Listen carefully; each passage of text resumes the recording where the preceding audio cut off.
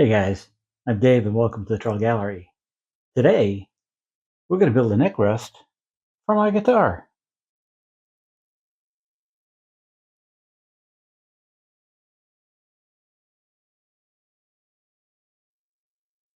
I recently decided to dust off my guitar and start practicing again. The strings were pretty old, so I decided to replace them. And it was kind of awkward because there's no support for the guitar. I did some research online and found some images of neck rests and decided to make one myself. Sure, you can buy them fairly inexpensively, but I have a lot of scrap in this shop, so let's see if we can pull this off. This is the design I decided to go with. Some of the neck rests I looked at had two U-shaped cutouts for different sized necks, but since I've just got one guitar, this will do. I found this 8/4 piece of maple in my rack, but 2 layers of that would still be under the 4-inch width I'm going for. So let's add some unnecessary walnut to the mix. It's kinda like a YouTube law on builds like this. Took the maple to my planer and cleaned up both faces, and then gave it a few more passes until it was down to 1 3/4 thick.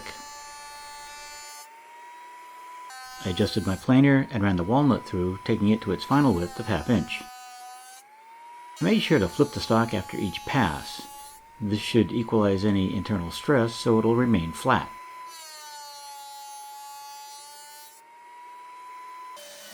After cross-cutting the maple to around 10 inches, I took the stock over to the table saw and ripped both the maple and the walnut to 3.5 inches.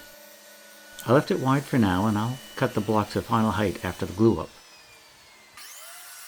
At the miter saw, I squared one end of each piece before setting a stop to cut them to their working length, or about 4 3/4 inch long. The second half of the maple was a little short, but still longer than the finished dimension. I attempted to lay out the location of the void in the walnut before gluing my blank together, hoping that it would not show when I was finished. I added glue to one side of the maple pieces and then clamped the blank together. The excess glue was wiped off and the blank was set aside to dry. The next day I removed the clamps and cleaned up any remaining glue squeeze out with a chisel.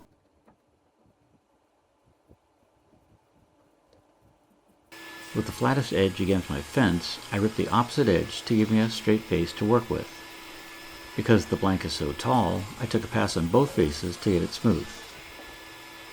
I took the blank to the miter saw and squared up the end first. The blank is nearly too tall, but I got a clean cut on that first end. I marked the length of my blank and cut the opposite end. The block on the side gave me a registration point to cut partway through, flip my stock, allowing me to complete the cut that way.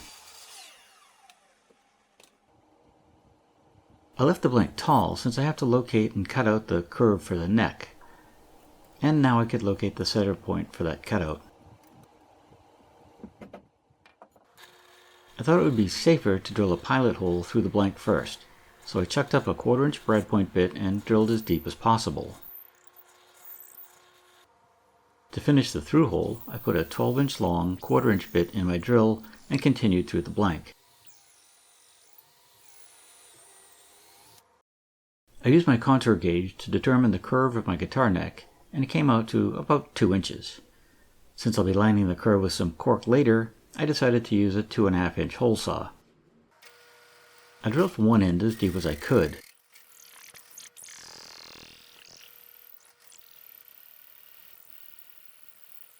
Then I flipped the stock and I came in through the opposite face.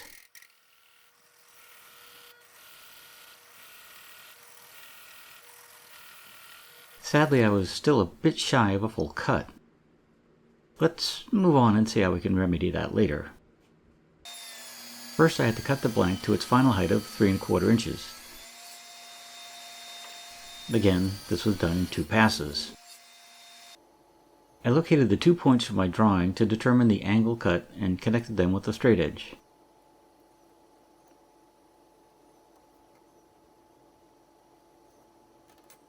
I used a sliding T-bevel to determine the angle, and used that to set my miter saw. This cut seemed sketchy, so I added a full fence to hold my blank against, and added a block to the left for more support. I was able to cut almost through the blank, but not quite. To complete that cut, I used my pull saw and got through it in a minute or two.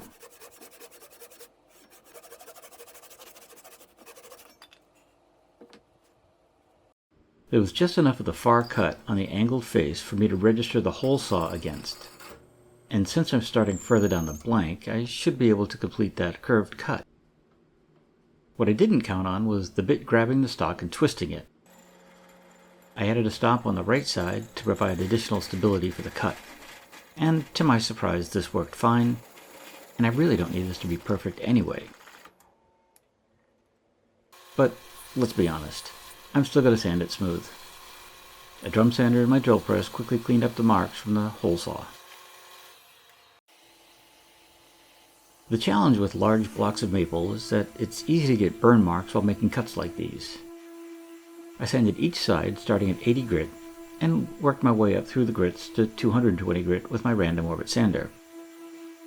All in, all the sides were cleaned up in less than 15 minutes. The last step was to ease the sharp edges with 220 grit paper. The bottom and curved sections were left square since I'll be adding cork there later. One last touch-up with some 220 paper by hand, and this block is all but complete. After wiping the dust off, I mixed up the world's smallest batch of hard wax oil and covered all the exposed areas of the neck rest. I let that set for about 15 minutes before wiping off any excess oil.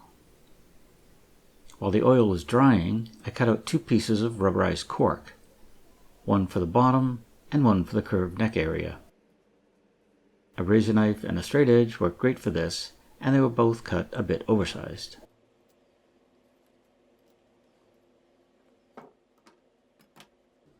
After the oil had ample time to dry, I pulled the backing off the first sheet and pressed the neck rest on it. This will protect my desk while the neck rest is in use.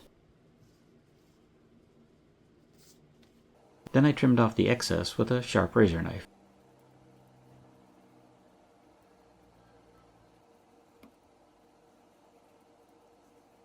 The curved section was a bit more complicated, but the cutoff from the hole saw helped press the cork in place.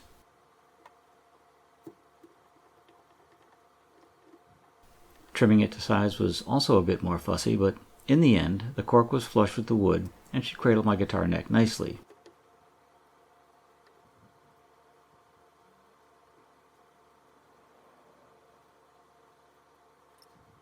It was right about here when I realized my mistake. The neck supports I'd seen online had 2 cutouts to support the guitar. The lower cutout would support the electric guitar, but sadly the one I left off is a better height for an acoustic. The thicker body needs about an extra inch of height. I thought about just living with it since a roll of tape seems to fill the void nicely, but let's be real, I've got to fix this. I went back to the shop and used a brad point bit to help me locate the correct spot on the brace for the hole saw. Once I had the location set and my stops in place, I chucked up my hole saw and cut the second curve. The pilot hole wasn't necessary as the edge of the hole saw registered the cut. Then I replaced the hole saw with my drum sander and cleaned up all the saw marks. I added another piece of cork to the flat surface and trimmed it off. The last step was to line the second curved surface and clean that up as well. Trust me when I say it wasn't any easier the second time around. The new cutout provides much better support, and now I'm all set if I get an electric guitar in the future. This was a pretty simple build that could have easily been done in one day. Well, if I hadn't started my glue up at 4:30 and if I actually cut both grooves at the same time. If you don't want to use cork, I think felt would work well as a protection material as well. And while I'm not sure how well the adhesive is going to hold up in those curved areas over time, If it fails, I can always reattach them with contact cement. And don't worry about me playing you a song to end this video with because, well, it still takes me 5 minutes to change chords. Love to hear your thoughts on this video. Was there something I could have done easier, smarter, safer? Drop in the comments below. As usual, I'm going to add some links to some of the tools and equipment I use in this build and some of the tools I use on a daily basis. Some of them do have affiliate links, and should you need one of those tools and buy through that link, it does help keep this channel going. If you enjoyed today's video, maybe give us a thumbs up and share it with friends.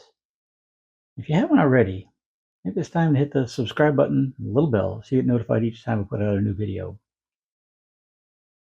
Not sure what's coming up next because I still have a couple videos kind of in limbo, but whatever it is, it should be something interesting.